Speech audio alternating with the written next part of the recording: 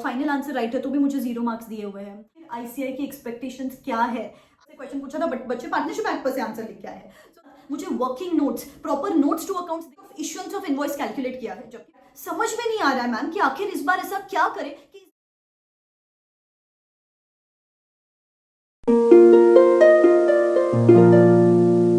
Okay बेटा। तो recently आप लोग में से बहुत सारे लोगों ने आंसर शीट्स मंगाई थी अपनी May 25 की थ्रू आरटीआई और through ICAI and you got those answer sheets. And उसके बाद कुछ कॉमन इश्यूज मेरे सामने आ रहे हैं कि मैम मेरा तो सब पूरा आंसर राइट है, फाइनल आंसर राइट है तो भी मुझे 0 मार्क्स दिए हुए हैं। मैम मेरे ना पूरे आंसर शीट पे टिक मार्क किया हुआ है तो भी मुझे 0 मार्क्स दिए हुए हैं। मैम मैं तो 60+ एक्सपेक्ट करी थी, मुझे तो 25 मार्क्स मिले हैं। दिस दैट समझ में नहीं आ रहा है मैम कि आखिर इस बार ऐसा क्या करें कि इस बार तो एग्जामिनेशन पास कर ले, आखिर ICAI की एक्सपेक्टेशंस क्या है। I know guys, many of you are having these doubts currently. So to help you resolve these issues, ICAI Board of Studies had started an amazing initiative. They are conducting subject specific webinars जैसे कि accounts का अलग, law का अलग, tax का अलग, जहाँ पे वो लोग आपको उनकी एक्सपेक्टेशंस बता रहे कि this is how you should present the upcoming examination paper. This is how upcoming exams are going to be set. ये important chapters है, ये chapters आप इग्नोर कर सकते हो। कौन सी ऐसी चीजें हैं जिसको करके आपको बोनस मार्क्स मिल सकते हैं, एग्जामिनर कमेंट्स के हिसाब से कौन सी चीजें अवॉइड करनी चाहिए जिससे आपके मार्क्स डिडक्ट होने से बच सकते हैं। Oh my God guys, amazing insights होते हैं। प्रॉब्लम एक ही है कि एक वेबिनार 2-2, 3-3 घंटे का होता है। मुझे पता है आप लोग के पास टाइम नहीं है, इसलिए I am sitting down noting down the crucial summary pointers for you so that आपके अपकमिंग एग्जामिनेशंस में 15 to 20 मार्क्स हर सब्जेक्ट में इजीली बढ़ जाए और आप एग्जाम्स क्लियर कर लो। इसलिए मुझे ध्यान से सुनना, एंड तक सुनना। इस पर्टिकुलर वीडियो में अपन CA इंटर ग्रुप 1 स्टूडेंट्स की बात करेंगे। ये जो वेबिनार से इनका सीरीज 2 भी आने वाला है, उनकी समरीज, ग्रुप 2 की समरीज भी जल्द चैनल पे आती रहेगी। तो क्या करना है आपको, सिंपल है, चैनल को सब्सक्राइब करके रखो और बेल आइकन हिट करके रखो। Now let us begin. Okay, तो सबसे पहला पेपर इज अकाउंट्स। अभी अकाउंट्स में उन्होंने बोला कॉन्सेप्ट बिल्डिंग पे ध्यान दो। सबसे पहले they said the worst performance which we are seeing is in accounting standard. बेटा आप क्या करते हो, मैम मैंने बायबैक तो कर लिया, मैंने ब्रांच कर लिया, मैंने फाइनेंशियल स्टेटमेंट्स कर लिया। इनफैक्ट बेटा वो खुद बोलते हैं ब्रांच जैसा चैप्टर एक बार का मत करो चलेगा, लेकिन अकाउंटिंग स्टैंडर्ड्स को डेप्थ में करना है। 50 to 60% of the paper is accounting standards. So उनको अच्छे से नहीं करते हो और फिर वो पेपर में सबसे अंडर परफॉर्म्ड एरिया जो देखा गया है दैट इज अकाउंटिंग स्टैंडर्ड्स। तो उनको बहुत डेप्थ में अच्छे से करना है। फिर उसके बाद उन्होंने बोला कॉन्सेप्चुअल एरर्स, बहुत ज्यादा कॉन्सेप्चुअल एरर्स यहाँ पे पाए गए हैं। कुछ एग्जांपल्स दिए उन्होंने, जैसे कि pre acquisition profit, post acquisition profit. छोटी सी चीज में बच्चों को कंफ्यूजन है। एक क्वेश्चन था जिसमें प्रोविजन अमाउंट कैलकुलेट करना था कुछ, तो बच्चों ने from the date of issuance of invoice calculate किया है, जबकि बैलेंस पीरियड का कैलकुलेट करना था। फिर एक क्वेश्चन था cash flow from financing activities, वहां पे इंटरेस्ट अमाउंट ऐड कर दिया है बच्चों ने, जबकि प्रोविजनल इंटरेस्ट अमाउंट ऐड करना था। तो ऐसी छोटी छोटी गलतियां हो जाती है एंड देन आपको लगता है मैंने तो सब सही लिखा है, लेकिन एक एरर एंड देन फिर आपको मार्क्स नहीं मिलते। तो कॉन्सेप्ट बिल्डिंग पे ध्यान दो, अकाउंटिंग स्टैंडर्ड्स पे ध्यान दो। फिर उसके बाद कुछ ऐसी चीजें हो जाती है जो गलती से आप एग्जाम में कमिट कर देते हो। जैसे कि एक क्वेश्चन था रियलाइजेशन अकाउंट पर से, फिर आपने उसमें गलती से एसेट सोल्ड बिफोर एक्विजिशन का एक एंट्री नहीं किया। अभी वो एंट्री नहीं किया इसलिए प्रॉफिट इनकरेक्ट आ गया, प्रॉफिट इनकरेक्ट आ गया इसलिए शेयर होल्डर अकाउंट की एंट्रीज गलत होगी एंड इस वजह से गुडविल का कैलकुलेशन गलत हो गया। तो गलती से एक स्टेप गलत एंड इस वजह से पूरे आगे के कैलकुलेशंस गलत होते चले गए। आपको लग रहा है कि मैंने सब सही किया, लेकिन एक एंट्री के वजह से पूरा आंसर गलत। तो बेटा जितनी प्रैक्टिस करोगे ये प्रॉब्लम्स नहीं आएगी आपको एग्जाम्स में। तो कॉन्सेप्ट बिल्डिंग पे भी ध्यान दो, प्रैक्टिस पे भी ध्यान दो at the side. Nextly practice तो करना ही है, उसके साथ साथ प्रेजेंटेशन पे ध्यान देना है। जैसे कि मैंने कितनी बार बोला आपको शेड्यूल 3 फॉर्मेट में आपको बैलेंस शीट ड्रॉ करनी है, P&L ड्रॉ करनी है। बेटा उन्होंने इतनी बार बोला कि बच्चों को लाइन आइटम्स भी नहीं पता, इस वजह से फॉर्मेट की वजह से भी हम आपके मार्क्स डिडक्ट करते हैं। आपको सिर्फ पोस्टिंग के मार्क्स नहीं मिलने वाले, मुझे प्रॉपर लाइन आइटम्स कोड करने पड़ेंगे। उसके साथ साथ मुझे working notes, proper notes to accounts देने पड़ेंगे, तब कहाँ जाके मुझे मार्क्स मिलेंगे। इतने जगहों पे उन्होंने बोला एग्जामिनर कमेंट्स में कि नोट्स टू अकाउंट्स मिसिंग है, वर्किंग नोट्स मिसिंग है। सो बेटा please take care of these presentation things as well. काफी जगह हाफ कुक्ड आंसर्स देखे गए, जैसे कि जर्नल एंट्रीज तो दे दिया आपने लेकिन नरेशन नहीं दिया। तो ऐसी छोटी छोटी गलतियां हो जाती है। एंड सबसे बड़ी प्रॉब्लम, पूछा कुछ और है आप कुछ और लिख के आ रहे हो। डिस्क्लोजर पूछा आप ट्रीटमेंट लिख के आ रहे हो, ट्रीटमेंट पूछा आप कुछ और लिख के आ रहे हो। Read the requirement of the question properly, उस हिसाब से आंसर लिखो। नहीं तो उसकी जगह पे आप सब सही भी लिख के आओगे तो भी आपको मार्क्स नहीं मिलते एग्जामिनेशन में। तो this is something which is very important. Next paper is law.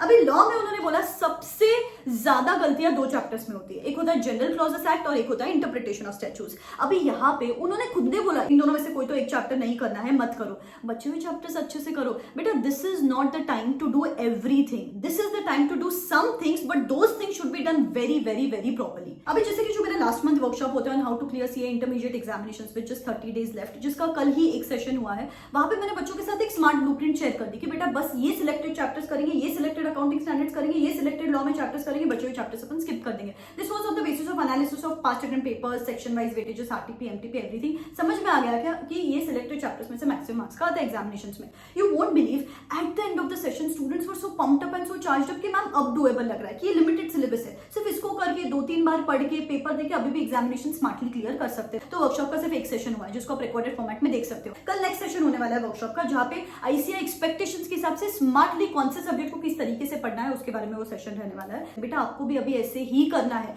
Pen paper लेके बैठो, एक एनालिसिस करो कि मैं बस ये सिलेक्टेड चैप्टर्स करूंगी, लेकिन इसको ही बार बार रिवाइज करूंगी, इसके बार बार पेपर्स दूंगी। जो भी टेस्ट सीरीज बाय की स्टार्ट गिविंग द पेपर्स, और अगर नहीं बाय की है यहाँ पे मैं आपके साथ एक डिटेल टेस्ट सीरीज शेयर करूंगी। हर सब्जेक्ट के 3 portion wise paper, 1 MCQ paper, 3 full course paper, 7 test पर सब्जेक्ट, जिनको मैं आपको इवैल्यूएट भी करके दूंगी। 9 और पावर पैक सेशंस बचे हैं। डेली बूस्टर ऑडियो नोट्स मिलेंगे so that you stay pumped up in this crucial month before the examinations. Amazing sessions lined up, 1.5 day plan, dos and don'ts, stress management, all of this just at ₹1499। अगर आपको भी किसी भी help की जरूरत है, description box में link दे रही हूँ, go and check it out. Last attempt के टाइम पे भी इतने सारे बच्चों ने मुझे रिजल्ट के दिन मैसेज किया कि मैम जो आपने टाइम टेबल दिया था, जो आपने अप्रोच दिया था, जो आपने टेस्ट दिए थे, बस इसको फॉलो किया and we were able to smartly clear the examinations in 30 days। So if you are also interested you can go and check out the details in the description. Nextly generally बच्चों को law में क्यों कम marks मिलते हैं उसके बारे में मैं बात करती हूँ। बेटा छोटे छोटे ट्वीक्स है, इस पे ध्यान दे दोगे ना ऑटोमेटिकली 10-15 मार्क बढ़ जाएंगे। सबसे पहली चीज, इंस्टीट्यूट इज वेरी चालाक, दे नो आप गलतियां कहाँ करते हो, कहाँ कंफ्यूज होते हो, वो उस पर से ही क्वेश्चन पूछते हैं।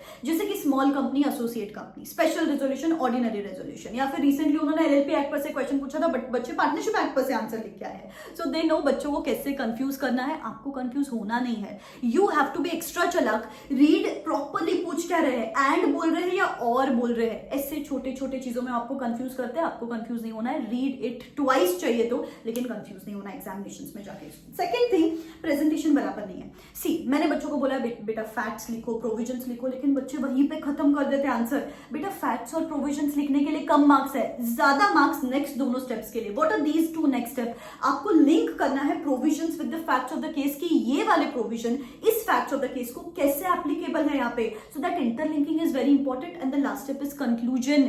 कंक्लूजन लिखना मैंडेटरी है, उसके लिए अलग से मार्क्स होते हैं। रिसेंटली एक डीम्ड पब्लिक कंपनी पर से एक क्वेश्चन था, बच्चों ने लिखा ही नहीं, कंक्लूजन ही नहीं लिखा, सिर्फ प्रोविजन कोड करके आए डीम्ड पब्लिक कंपनी का। Don't do it like that. Nextly काफी सारे क्वेश्चंस ऐसे होते हैं जो कैलकुलेशन बेस्ड होते हैं कि प्रपोजल 1 आपको एक्सेप्ट करना है या प्रपोजल 2, तो बच्चे सिर्फ शान से लिख के आते हैं आई विल एक्सेप्ट प्रपोजल 2।